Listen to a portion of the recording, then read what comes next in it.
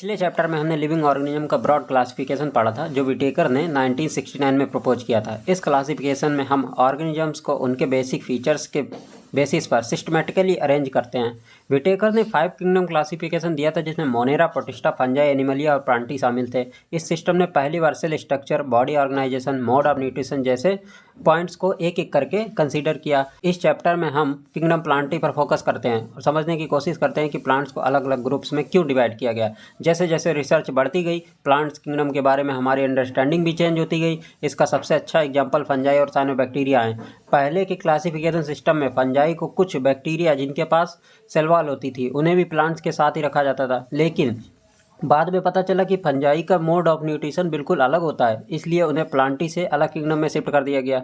इसी तरह साइनोबैक्टीरिया को पहले ब्लू ग्रीन एल्गी माना जाता था, लेकिन अब ये क्लियर है कि प्रोकैरियोटिक ऑर्गेनिज्म है, इसलिए ये एल्गी नहीं माने जाते। आज के टाइम पर प्लांट किंगडम में मेनली 5 ग्रुप होते हैं: एल्गी, ब्रायोफाइटा, टेरिडोफाइटा, जिम्नोस्पर्म और एंजियोस्पर्म। सबसे पहले जो क्लासिफिकेशन सिस्टम आया वो सिर्फ एक्सटर्नल अपीयरेंस पर बेस्ड था। प्लांट का साइज, शेप, कलर और लीव्स जैसे फीचर्स को देखा जाता था क्लासिफिकेशन करते टाइम। प्रॉब्लम ये थी कि फीचर्स एनवायरनमेंट से आसानी से बदल जाते थे, इसी वजह से क्लोजली रिलेटेड प्लांट अलग अलग ग्रुप में चले जाते थे।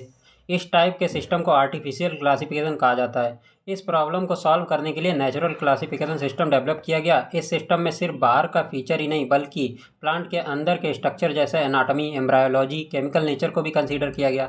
बेंथम और हुकर ने फ्लावरिंग प्लांट्स के लिए एक इम्पॉर्टेंट नेचुरल क्लासिफिकेशन दिया जो काफ़ी टाइम तक वाइडली यूज होता रहा। आज के मॉडर्न टाइम में फाइलोजेनेटिक क्लासिफिकेशन को ज़्यादा इंपॉर्टेंस दी जाती है। इस सिस्टम के बेस आइडिया यह है कि ऑर्गेनिज्म एवोल्यूशन के दौरान एक ही एंसेस्टर से निकले हैं, उन्हें एक ही ग्रुप में रखा जाना चाहिए। इस क्लासिफिकेशन को एक्यूरेट बनाने के लिए न्यूमेरिकल टैक्सोनॉमी, साइटोटैक्सोनॉमी, कीमोटैक्सोनॉमी जैसे अप्रोचेस का यूज किया जाता है। न्यूमेरिकल टैक्सोनॉमी में कंप्यूटर की मदद से बहुत सारे कैरेक्टर्स को एक साथ एनालिसिस किया जाता है, जबकि साइटोटैक्सोनॉमी में क्रोमोसोम और कीमोटैक्सोनॉमी में केमिकल कंपोजिशन पर बेस्ड होती है पूरी तरह से। Section 3.1 algae chlorophyll bearing simple thalloid और लार्जली एक्वाटिक ऑर्गेनिज्म होती हैं। ये फ्रेश वाटर और मराइन दोनों हैबिटेट में पाई जाती हैं। कुछ एल्गी मॉइस्ट सॉइल, स्टोन्स और वुड पर भी मिलती हैं। कुछ एल्गी फंजाई के साथ मिलकर लाइकेंस के रूप में रहती हैं और कुछ एनिमल्स के साथ एसोसिएशन में रहती हैं जैसे कि स्लॉथ बियर। एल्गी का फॉर्म और साइज बहुत ज़्यादा वेरिएबल होता है, कॉलोनियल से लेकर फिलामेंटस तक। कुछ मराइन एल्गी जैसे केल्प्स बहुत बड़े प्लांट बॉडीज बनाती हैं।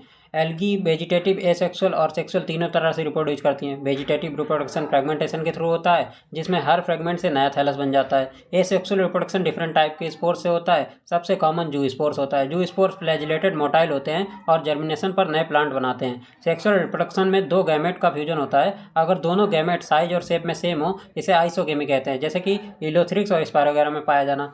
अगर गैमेट साइज में डिफरेंट हो उसे एनाइसोगेमी कहते हैं। यूडोराइना इसका एग्जाम्पल है। अगर एक बड़ा नॉन मोटाइल फीमेल गैमेट और एक छोटा मोटाइल गैमेट पाया जाता है तो इसे ऊगेमी कहते हैं, जैसे बॉलवॉक्स और फ्यूकस में। एल्गी को पिगमेंट और स्टोर फूड के बेसिस पर क्लासीफाई किया जाता है। एल्गी के क्लासिफिकेशन से पहले हम उसके यूजेस के बारे में पढ़ेंगे। एल्गी फोटोसिंथेसिस के थ्रू धरती पर लगभग आधा कार्बन डाइऑक्साइड फिक्स करती है। ये अपने एनवायरनमेंट में डिजॉल्व ऑक्सीजन का लेवल बढ़ाती है। एल्गी एक्वाटिक फूड चेन्स के प्राइमरी प्रोड्यूसर हो सकती है।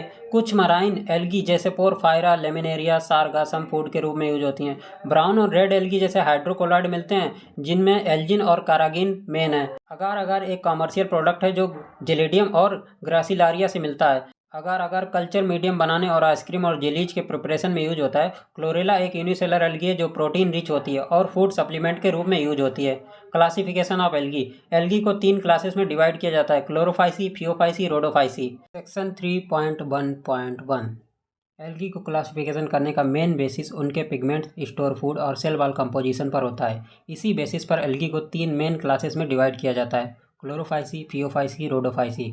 क्लोरोफाइसी के मेंबर्स को ग्रीन एल्गी कहा जाता है क्योंकि इनमें क्लोरोफिल ए और क्लोरोफिल बी दोनों प्रेजेंट होते हैं। इसी वजह से इनका कलर ब्राइट ग्रीन दिखता है। ग्रीन एल्गी का plant body unicellular colonial filamentous हो सकता है। इसका मतलब यह है कि एवोल्यूशन के दौरान ये सिंपल से थोड़ा कॉम्प्लेक्स फॉर्म तक दिखाती है। इनके पिगमेंट्स क्लोरोप्लास्ट के अंदर प्रेजेंट होते हैं और क्लोरोप्लास्ट अलग अलग शेप के हो सकते हैं, जैसे cup shaped, spiral shaped, ribbon shaped. Chloroplast के अंदर पायरिनॉइड प्रेजेंट होते हैं जो मेनली स्टार्च के फॉर्म में फूड स्टोर करते हैं। ग्रीन एल्गी की शलवार 2 लेयर की होती है, अंदर सेल्यूलोज बाहर पेक्टोज। रिप्रोडक्शन के केस में ग्रीन एल्गी काफ़ी फ्लेक्सिबल होते हैं। ये वेजिटेटिव फ्रेगमेंटेशन से, एसेक्सुअल जूस्पोर से और सेक्सुअल रिप्रोडक्शन के थ्रू भी रिप्रोड्यूस करते हैं। Sexual reproduction isogamy, anisogamy, oogamy तीनों टाइप का हो सकता है। कॉमन एग्जांपल्स में क्लैमाइडोमोनास, बोल्वॉक्स, यूलोथ्रिक्स, स्पायरोगैरा और कारा शामिल हैं। फियोफाइसी को ब्राउन एल्गी कहा जाता है और ये मेनली मराइन एनवायरनमेंट में मिलती हैं। इनका ब्राउन कलर फ्यूकोजैंथिन पिगमेंट की वजह से होता है, जो क्लोरोफिल ए और सी के साथ मिलकर फोटोसिंथेसिस में मदद करता है। ब्राउन एल्गी का साइज सिंपल फिलामेंटस फॉर्म से लेकर बहुत बड़े केल्प्स तक हो सकता है, जो समंदर में अंडर वाटर फॉरेस्ट बनाते हैं। इनमें फूड रिजर्व लेमिनेरी और मैनिटॉल के फॉर्म में होता है, जो एनर्जी स्टोर के लिए यूज होता है। सेल वॉल सेलुलोज की होती है, बाहर की एल्जिन की जिलेटिनस लेयर पाई जाती है जो फ्लेक्सिबिलिटी देती है। प्लांट बॉडी यूजली 3 पार्ट्स में डिवाइड होता है। होल्ड फास्ट अटैचमेंट के लिए स्टाइप स्टेम लाइक होता है और फ्रॉन्ट लीफ लाइक होता है। ये सेक्सुअल रिप्रोडक्शन बाय फ्लैजिलेटेड जियोस्पोर्स के थ्रू होता है और सेक्सुअल रिप्रोडक्शन आइसोगेमी से ooगेमी तक वेरी करता है। कॉमन एग्जाम्पल्स हैं Ectocarpus, Dictyota, Laminaria, Sargassum and Fucus. Section 3.1.3 Rhodophyceae. Rhodophyceae को रेड एल्गी कहा जाता है क्योंकि इनमें रेड पिगमेंट फाइकोइरिथ्रिन पाया जाता है। ये एल्गी मोस्टली मराइन होती हैं और ये सैलो वाटर के साथ साथ डीप सी में भी ग्रो कर सकती हैं। डीप वाटर में ग्रो कर पाने का रीजन ये है कि फाइकोइरिथ्रिन ब्लू लाइट को ऑब्जर्व कर लेता है। रेड एल्गी का प्लांट बॉडी ज़्यादातर मल्टीसेलर होता है और काफ़ी कॉम्प्लेक्स ऑर्गेनाइजेशन दिखाता है। इनका फूड फ्लोरिडियन स्टार्च के फॉर्म में स्टोर होता है, जो स्ट्रक्चर में ग्लाइकोजन और एमाइलोपेक्टिन जैसा दिखता है। वेजिटेटिव रिप्रोडक्शन फ्रेगमेंटेशन से होता है, जबकि asexual reproduction non motile spore से होता है। सेक्सुअल रिप्रोडक्शन ooगेमस होता है और फर्टिलाइजेशन के बाद कॉम्प्लेक्स डेवलपमेंट स्टेजेस होती हैं। कॉमन एग्जांपल हैं पॉलीसिफोनिया, पोरफायरा, ग्रासिलारिया और जेलिडियम। में दी गई टेबल के बारे में बात करते हैं। क्लासेस क्लोरोफाइसी, फियोफाइसी, रोडोफाइसी को बताती है। अगर क्लोरोफाइसी का कॉमन नेम देखें तो ग्रीन एल्गी, इसमें मेजर पिगमेंट होता है क्लोरोफिल ए और बी। फूड स्टोर होता है स्टार्च के फॉर्म में, सेल वॉल सेलुलोज और पेक्टिन की बनी होती है।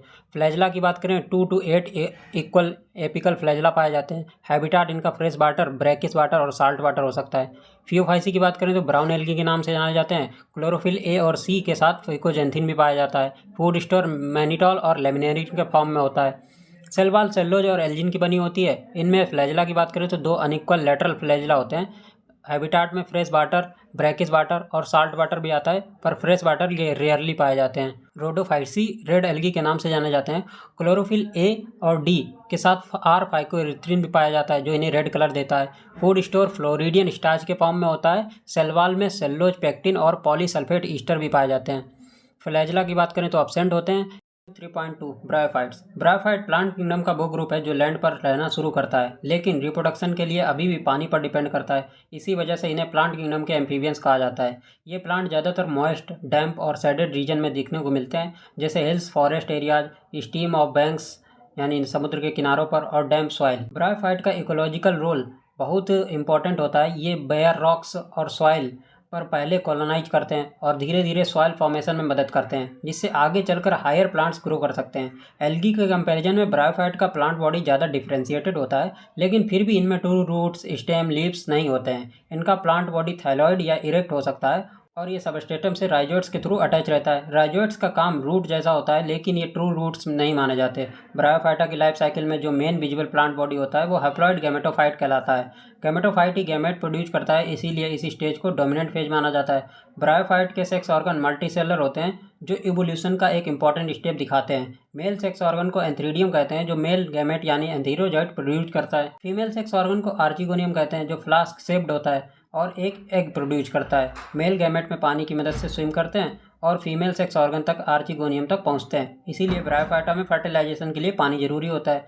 फर्टिलाइजेशन के बाद जाइगोट बनता है, जो तुरंत मियोसिस करता है। जाइगोट माइटोसिस के थ्रू एक मल्टीसेलर स्पोरोफाइट में डेवलप हो जाता है। ब्रायोफाइट का स्पोरोफाइट फ्री लिविंग नहीं होता, बल्कि ये अपने न्यूट्रिशन के लिए गैमेटोफाइट पर डिपेंड करता है।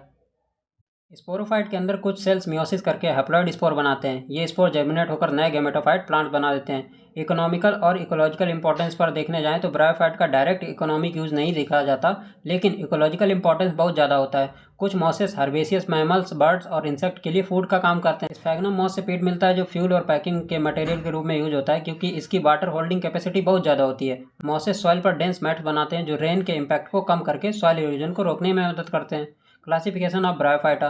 ब्रायोफाइटा को दो मेन ग्रुप में डिवाइड किया गया है, लिवरवर्ट्स और मॉसेस। 3.2.1 लिवरवर्ट्स। लिवरवर्ट ब्रायोफाइट का वो ग्रुप है जो ज़्यादातर मॉइस्ट और साइडी हैबिटाट्स में ग्रो करता है, जैसे स्ट्रीम्स के banks, marshy area, damp soil और ट्री बार्क। लिवरवर्ट्स का प्लांट बॉडी ज़्यादातर थैलोइड होता है, जिसका बेस्ट एग्जांपल मार्केंसिया है। इस थैलस का स्ट्रक्चर डोर्सी वेंट्रल होता है, यानी अपर एंड लोअर सरफेस अलग अलग होते हैं। ये सबस्ट्रेटम से क्लोजली अटैच रहता है। कुछ लिवरवर्ट्स लीफी टाइप के भी होते हैं, जिसमें स्टेम लाइक स्ट्रक्चर पर दो रोज छोटे छोटे लीफ लाइक अपेंडेजेस लगे होते हैं। वेजिटेटिव रिप्रोडक्शन लिवरवर्ट्स में सिंपल फ्रेगमेंटेशन के थ्रू होता है। इसके अलावा एसेक्सुअल रिप्रोडक्शन की बात करें तो एक स्पेशल स्ट्रक्चर जेमा के थ्रू होता है। जेमा ग्रीन कलर का होता है, मल्टी सेलुलर स्ट्रक्चर बनाता है जो जेमा कप्स के अंदर प्रेजेंट होते हैं। जब जेमा पेरेंट प्लांट से अलग होते हैं तो ये जर्मिनेट करके नए लिवरवर्ट्स को जन्म देते हैं। सेक्सुअल रिप्रोडक्शन में मेल और फीमेल सेक्स ऑर्गन थैलस पर भी हो सकते हैं या अलग अलग थैलाई पर भी। फर्टिलाइजेशन के बाद जो स्पोरोफाइट बनाता है वो फूड सीटा कैप्सूल में डिफरेंशिएट हो जाता है। कैप्सूल के अंदर मियोसिस के बाद हैप्लॉइड स्पोर्स बनाए जाते हैं। ये स्पोर्स जर्मिनेट होकर फ्री लिविंग गैमेटोफाइट बना देते हैं। Section 3.2.2 mosses. मॉसेस ब्रायोफाइटा का वो ग्रुप है जिसमें लाइफ साइकिल का डोमिनेंट फेज गैमेटोफाइट होता है। मॉस गैमेटोफाइट को डिस्टिंक्ट स्टेजेस में पाए जाते हैं। मॉस पहले स्टेज प्रोटोनिमा होता है जो डायरेक्टली स्पोर से डेवलप होता है। प्रोटोनिमा स्टेज ग्रीन क्रीपिंग और फ्लेमेंटस होता है जो सॉइल के सरफेस पर स्प्रेड करता है। दूसरा स्टेज लीफी स्टेज होता है जो प्रोटोनिमा से लेटरल बड के रूप में डेवलप होता है। लीफी स्टेज में अपराइट सिलेंडर एक्सिस भी होती है जिसमें स्पायरली अरेंज लीफ पाए जाते हैं। ये प्लांट सॉइल से मल्टीसेलुलर ब्रांच राइजोइड के थ्रू अटैच होता है। लीफी स्टेज ही सेक्स ऑर्गन बियर करता है, यानी लीफी स्टेज में सेक्स ऑर्गन पाए जाते हैं। वेजिटेटिव रिप्रोडक्शन मॉसेस में फ्रेगमेंटेशन और सेकेंडरी प्रोटोनिमा के बडिंग के थ्रू होता है। सेक्सुअल रिप्रोडक्शन में एंथ्रीडिया और आर्चिगोनिया लीफी सूट्स के एपेक्स पर प्रेजेंट होते हैं। फर्टिलाइजेशन के बाद जाइगोट डेवलप होकर स्पोरोफाइट बनाता है। मॉसेस में स्पोरोफाइट लिवरवर्ट्स के कंपैरिजन में ज़्यादा एलाबोरेट होता है, यानी ज़्यादा विकसित होता है। स्पोरोफाइट के कैप्सूल के अंदर मियोसिस के बाद स्पोर्स बनते हैं। मॉसेस में स्पोर डिस्पर्जल के लिए स्पेशलाइज्ड मैकेनिज्म प्रेजेंट होते हैं। Common example of mosses Funaria Polytrichum और स्फैग्नम है। टेरिडोफाइट इवोल्यूशन का एक इंपॉर्टेंट स्टेज रिप्रेजेंट करते हैं क्योंकि ये पहले ऐसे प्लांट होते हैं जो कम्प्लीटली लैंड पर अडाप्ट हो जाते हैं। इनमें प्रॉपर वैस्कुलर टिश्यू डेवलप हो चुके होते हैं। इस ग्रुप में फर्न्स और स्टेल शामिल होते हैं जो आज भी कूल डैम्प सैडी इन्वायरमेंट्स में अच्छा ग्रो करते हैं। टेरिडोफाइट की सबसे बड़ी एडवांस फीचर वैस्कुलर टिश्यू का पाया जाना है। इनमें जाइलम वाटर और मिनरल्स को ट्रांसपोर्ट करता है। फ्लोएम फूड प्लांट के अलग अलग रीजन तक पहुँचाता है। इस वैस्कुलर सिस्टम की वजह से टेरिडोफाइट प्लांट को ब्रायोफाइटा के कंपैरिजन में ज़्यादा डिफरेंशिएट माना जाता है। इनमें true root stem leaves clearly present होते हैं जो इन्हें लैंड पर सर्वाइव करने में मदद करते हैं। टेरिडोफाइट के लाइफ साइकिल में डोमिनेंट फेज स्पोरोफाइट होता है। टेरिडोफाइट लाइफ साइकिल में डोमिनेंट फेज स्पोरोफाइट होता है क्योंकि ब्रायोफाइटा में डोमिनेंट फेज गैमेटोफाइट था। स्पोरोफाइट के लीव्स छोटे माइक्रोफिल्स हो सकते हैं सिलेजिनेला में। ये बड़े मेगाफिल्स भी हो सकते हैं जैसे फर्न्स में। स्पोरोफाइट के लीव्स पर स्पोरेंजिया लगे होते हैं जो लीफ लाइक स्ट्रक्चर्स स्पोरोफिल पर प्रेजेंट होते हैं। कुछ टेरिडोफाइट में स्पोरोफिल कॉम्पैक्ट स्ट्रक्चर बना लेते हैं जिन्हें स्ट्रोबिलाई या कोन्स कहा जाता है, जैसे सिलेजिनेला और इक्विसिटम में। स्पोरेंजिया के अंदर स्पोर मदर सेल्स मियोसिस करके हैप्लॉइड स्पोर्स बनाते हैं। ये स्पोर्स जेमिनेट होकर एक छोटा ग्रीन मल्टीसेलुलर और फ्री लिविंग गैमेटोफाइट बनाते हैं जिससे प्रोथैलस कहा जाता है। प्रोथैलस फोटोसिंथेटिक होता है लेकिन इसे ग्रो करने के लिए कूल डैम्प और सैडी कंडीशन चाहिए होती हैं। प्रोथैलस पर मेल और फीमेल दोनों सेक्स ऑर्गन प्रेजेंट होते हैं जिसे हम एंथ्रीडियम और आर्चिगोनियम कहते हैं। फर्टिलाइजेशन के लिए टेरिडोफाइट में भी पानी जरूरी होता है क्योंकि मेल गैमेट पानी के थ्रू स्विम करके फीमेल गैमेट तक पहुंचते हैं। फर्टिलाइजेशन के बाद जाइगोट बनता है जो ग्रो करके नया स्पोरोफाइट बना देता है। ज़्यादातर टेरिडोफाइट होमोस्पोरस आते हैं, यानी सिर्फ एक टाइप के स्पोर्स बनाते हैं, लेकिन कुछ टेरिडोफाइट जैसे सिलेजिनेला और साल्विनिया हेट्रोस्पोरस भी होते हैं। दो टाइप के स्पोर्स बनाते हैं, माइक्रोस्पोर और मेगास्पोर। हेट्रोस्पोरस कंडीशन एवोल्यूशन में एक बहुत इंपॉर्टेंट स्टेप मानी जाती है क्योंकि यहीं से सीड हैबिट का कॉन्सेप्ट शुरू हुआ था। इसी वजह से टेरिडोफाइट को सीड प्लांट्स के एवोल्यूशनरी एंसेस्टर्स के रूप में देखा जाता है। क्लासिफिकेशन ऑफ टेरिडोफाइट्स की बात करें तो इन्हें 4 क्लासेस में डिवाइड किया गया है: साइलोप्सिडा, लाइकोप्सिडा, स्पिनोप्सिडा, टेरोप्सिडा। साइलोप्सिडा के एग्जांपल है साइलोटम, लाइकोप्सिडा का एग्जांपल है लाइकोपोडियम और सिलाजिनेला। स्पिनोप्सिडा में इक्विसिटम आता है। टेरोप्सिडा में ड्रायोप्टेरिस एडियंटम शामिल है। जिम्नोस्पर्म। जिम्नोस्पर्म का मतलब होता है नेकेड सीड, यानी इन प्लांट्स में ओवल्स की ओवरी के अंदर एनक्लोज नहीं होते और फर्टिलाइजेशन के बाद जो सीड्स बनते हैं वो एक्सपोज रहते हैं। ये प्लांट्स इवोल्यूशन का नेक्स्ट इंपॉर्टेंट स्टेप रिप्रेजेंट करते हैं क्योंकि यहीं पर पहली बार प्रॉपर सीड फॉर्मेशन का कॉन्सेप्ट क्लियर दिखाई देता है। जिम्नोस्पर्म जनरली मीडियम साइज के टाल ट्रीज या श्रब्स फॉर्म में मिलते हैं। इनमें कुछ ट्रीज जैसे सिकोया दुनिया का सबसे लंबे ट्रीज में काउंट किया जाता है। सिकोया सबसे लंबा जिम्नोस्पर्म माना जाता है। रूट्स के केस में जिम्नोस्पर्म में यूजुअली टैपरूट सिस्टम होता है। पाइनस जैसे प्लांट्स में रूट्स के साथ माइक्रोराइजा फंजाई भी एसोसिएशन होता है जो वाटर और मिनरल्स को अब्जॉर्प्शन में मदद करता है। साइकस जैसे प्लांट्स में स्पेशलाइज्ड कोरोलाइड्स रूट्स पाई जाती हैं जिनमें नाइट्रोजन फिक्सिंग बैक्टीरिया साइनोबैक्टीरिया पाए जाते हैं। स्टेम स्ट्रक्चर साइकस में अनब्रांच होती है जबकि पाइनस में और सेड्रस में ब्रांच्ड होती है। लीव्स जिम्नोस्पर्म में सिंपल या कॉम्पाउंड फॉर्म में हो सकते हैं। साइकस में लार्ज पिन्नेटली लीफ पाए जाते हैं जो सालों तक परसिस्ट करते हैं। कॉनिफर्स में निडिल लाइक लीव्स होते हैं। ये लीव्स सरफेस एरिया को कम कर देते हैं जिससे वाटर लॉस कम हो जाता है। साथ ही साथ थिक क्यूटिकल और संकन स्टोमेटा भी पाए जाते हैं जो ट्रांसपिरेशन को और रिड्यूस करने में मदद करते हैं। जिम्नोस्पर्म हेटेरोस्पोरस होते हैं यानी दो टाइप के स्पोर्स बनाते हैं, microspores, mega spores. Sporophyll axis पर स्पायरल अरेंज होती है यानी पत्तियां स्पायरली अरेंज होंगी मिलकर कोन्स बनाती हैं। माइक्रोस्पोरोफिल और माइक्रोस्पोरेंजिया वाले कोन्स मेल कोन्स कहलाते हैं। मेगा स्पोरोफिल मेगा स्पोरेंजिया वाले कोन्स फीमेल कोन्स कहलाते हैं। पाइनस में मेल और फीमेल कोन्स सेम प्लांट पर होते हैं जबकि साइकस में ये अलग प्लांट्स पर प्रेजेंट होते हैं। फीमेल कोन्स में ओव्यूल्स प्रेजेंट होते हैं जिनमें मेगास्पोर्स मदर सेल्स होती है। पाइनस में मेल और फीमेल कोन्स सेम प्लांट पर होते हैं जबकि साइकस में ये अलग अलग प्लांट्स पर प्रेजेंट होते हैं। फीमेल कोन में ओव्यूल प्रेजेंट होते हैं जिनमें मेगास्पोर मदर सेल डेवलप होती है। Megaspore mother cell meiosis करके 4 मेगा स्पोर बनाती है जिनमें एक फंक्शनल होता है। ये फंक्शनल मेगा स्पोर डेवलप होकर मल्टी सेलुलर फीमेल गैमेटोफाइट बना लेती है। फीमेल गैमेटोफाइट के अंदर एक से ज़्यादा आर्चिगोनिया प्रेजेंट होते हैं। जिम्नोस्पर्म में मेल और फीमेल गैमेटोफाइट फ्री लिविंग नहीं होते बल्कि स्पोरोफाइट के अंदर ही रिटेंड रहते हैं। मेल कोन्स से रिलीज होने वाले पॉलन ग्रेन्स हवा के थ्रू फीमेल कोन के ओव्यूल तक पहुंचते हैं। पॉलिनेशन के बाद पॉलन ग्रेन जर्मिनेट करके पॉलन ट्यूब बनाता है। पॉलन ट्यूब मेल गैमेट को आर्चिगोनियम तक ले जाता है। फर्टिलाइजेशन के बाद जाइगोट बनता है जो डेवलप होकर एम्ब्रायो बना लेता है। ओव्यूल धीरे धीरे सीड में कन्वर्ट हो जाता है। यही सीड नेकेड होता है यानी किसी फ्रूट के अंदर एनक्लोज नहीं होता। कॉमन जिम्नोस्पर्म के एग्जाम्पल देखने को मिलते हैं Cycas, Pinus, Cedrus and Ginkgo. Ginkgo को लिविंग फॉसिल भी कहा जाता है क्योंकि इसमें हजारों सालों से अभी तक कोई भी एवोल्यूशनरी चेंज नहीं देखा गया है। Section 3.5 angiosperm. एंजियोस्पर्म को फ्लावरिंग प्लांट कहा जाता है क्योंकि इनमें रिप्रोडक्शन के लिए फ्लावर प्रेजेंट होते हैं। इसके बारे में हम 12th क्लास में एक separate chapter sexual reproduction in flowering plant में डिटेल में पढ़ेंगे। जिम्नोस्पर्म के कंपैरिजन में एंजियोस्पर्म का सबसे बड़ा एडवांस फीचर ये है कि इनके ओव्यूल्स ओवरी के अंदर एनक्लोज होते हैं। फर्टिलाइजेशन के बाद ओवरी डेवलप होकर फ्रूट में कन्वर्ट हो जाती है और ओव्यूल सीड में बदल जाते हैं। इसी वजह से एंजियोस्पर्म में सीड हमेशा फ्रूट के अंदर एनक्लोज होते हैं। एंजियोस्पर्म प्लांट किंगडम का सबसे बड़ा और सबसे डाइवर्स ग्रुप होते हैं। ये ऑलमोस्ट हर हैबिटाट में मिलते हैं चाहे वो एक्वाटिक हो, डिजर्ट हो या डेंस फॉरेस्ट। इनका साइज माइक्रोस्कोपिक वॉल्फिया से लेकर 100 मीटर यूकेलिप्टस तक जाता है। एंजियोस्पर्म हमें फूड, फॉडर, फ्यूल, मेडिसिन और कई इंपॉर्टेंट कमर्शियल प्रोडक्ट प्रोवाइड करते हैं। क्लासिफिकेशन ऑफ एंजियोस्पर्म्स की बात करें तो इन्हें दो मेन ग्रुप में बांटा गया है, डाइकॉट और मोनोकॉट। डाइकॉट में क्या होता है, सीड में 2 कॉटिलिडन पाए जाते हैं। डाइकॉट के लीव्स में रेटिकुलेट वेनेसन होती है और फ्लावर्स ज़्यादातर टेट्रामेरस या पेंटामेरस टाइप होते हैं। मोनोकॉट के सीड में सिर्फ एक ही कॉटिलिडन होता है। मोनोकॉट के लीव्स में पैरेलल वेनेसन देखने को मिलता है और फ्लावर्स मोस्टली ट्राइमेरस होते हैं। फ्लावर्स रिप्रोडक्टिव ऑर्गन कहलाता है। फ्लावर के मेल सेक्स ऑर्गन को स्टेमेन कहते हैं। हर स्टेमेन 2 पार्ट से मिलकर बनता है, फिलामेंट और एंथर। एंथर के अंदर पॉलन मदर सेल्स प्रेजेंट होते हैं। ये पॉलन मदर सेल्स मियोसिस के थ्रू हैप्लॉइड माइक्रोस्पोर बनाते हैं। माइक्रोस्पोर डेवलप होकर पॉलन ग्रेन बन जाता है जो मेल गैमेटोफाइट होता है। फ्लावर्स के फीमेल सेक्स ऑर्गन पिस्टिल या कार्पिल होते हैं। पिस्टिल 3 पार्ट से मिलकर बनता है, स्टिग्मा, स्टाइल, ओवरी। ओवरी के अंदर ओव्यूल प्रेजेंट होता है। हर ओव्यूल एक मेगास्पोर मदर सेल होती है। मेगास्पोर मदर सेल मियोसिस करके 4 मेगास्पोर बनाती है जिनमें से 3 डीजेनरेट हो जाते हैं और एक फंक्शनल मेगास्पोर डेवलप होकर फीमेल गैमेटोफाइट या एम्ब्रायो सैक बना लेता है। एम्ब्रायो सैक के अंदर एक सेल को 2 सिनर्जिड्स, 3 एंटीपोडल और 2 पोलन न्यूक्लियाई प्रेजेंट रहते हैं। पॉलिनेशन का मतलब होता है पॉलन ग्रेन का एंथर से स्टिग्मा तक पहुंचना। पॉलिनेशन के बाद पॉलन ग्रेन स्टिग्मा पर जर्मिनेट करता है और पॉलन ट्यूब बना देता है। पॉलन ट्यूब स्टाइल के थ्रू ग्रो करके ओव्यूल के एम्ब्रायो सैक तक पहुंचती है। पॉलन ट्यूब के अंदर 2 मेल गैमेट रिलीज होते हैं।